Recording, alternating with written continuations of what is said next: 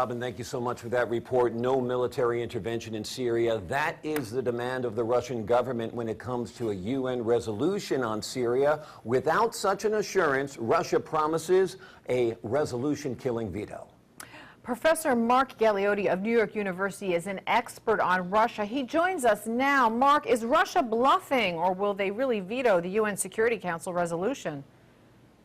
To be honest, I think Russia's unlikely to be bluffing.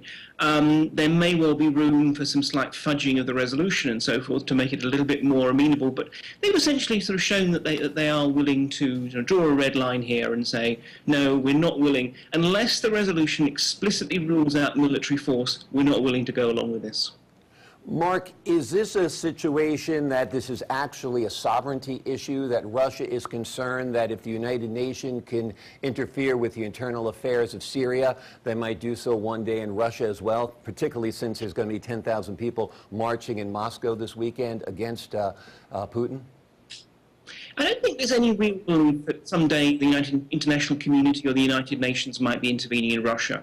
Let's face it, when you have the power to blow up the world, you have a rather greater confidence in your own sovereign boundaries. But on the other hand, I agree, this has absolutely nothing at all to do with Syria. What it has to do with is Russia feeling that it's been marginalized in global politics. It was very, very angry by what happened in Libya. It felt basically the West decided things on its own accord.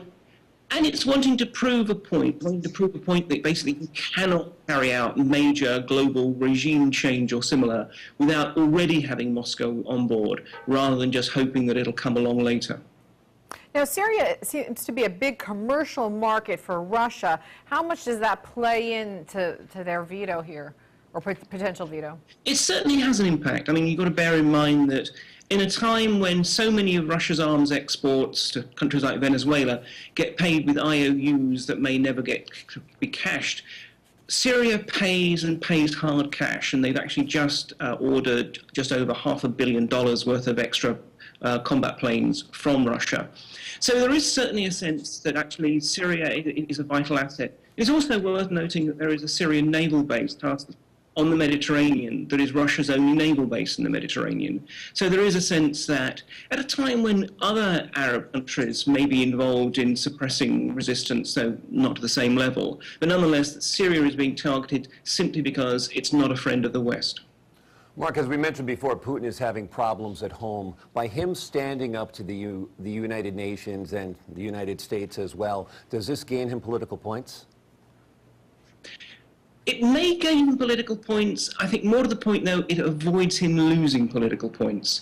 This is a point when, after all, Putin, who up to now has seemed unassailable, and he will win the presidential elections, but nonetheless not with anything like the kind of margin that he wanted, is in a position in which he's, first of all, trying to kind of reconcile himself with liberal protesters. And in the process, he's making concessions which are beginning to worry his traditional supporters, particularly within the military and security community. So something like this is an opportunity for him to show that he's still a hard liner, tough figure. Do you feel that Putin's objections are legitimate in some ways? We talked about sovereignty and the issue of nations' rights before. Do you think he has a point there that at times, such as we saw in the Occupy Wall Street movement, that large portions of the population will rise up and a government might have the right to keep them down or oppress them? Yeah, I mean, I don't think we can really sort of equate Occupy Wall Street with the sort of the widespread, frankly, massacres that are taking place in Syria. But yes, I mean, when you look at the world from Moscow, it is a very different place. And I think, first of all, there is a sense that states do ultimately have the right to deploy force. But there's a second point, frankly, as I said, I don't think Putin really cares about Assad in and of himself. I don't think Putin fears that we're going to see UN blue helmets one day in the streets of Moscow. It's merely a basic geopolitical point. They're saying to the West, they're saying to the rest of the world, you don't get to decide big global issues without making sure that we're already on board. Now, Morocco has offered a revised resolution. Will that have any impact? It depends if it addresses, I mean, we have to wait for the final negotiations, if it addresses Russia's main point, which is that any resolution must explicitly rule out military intervention. The Russians don't want to give the West a blank check.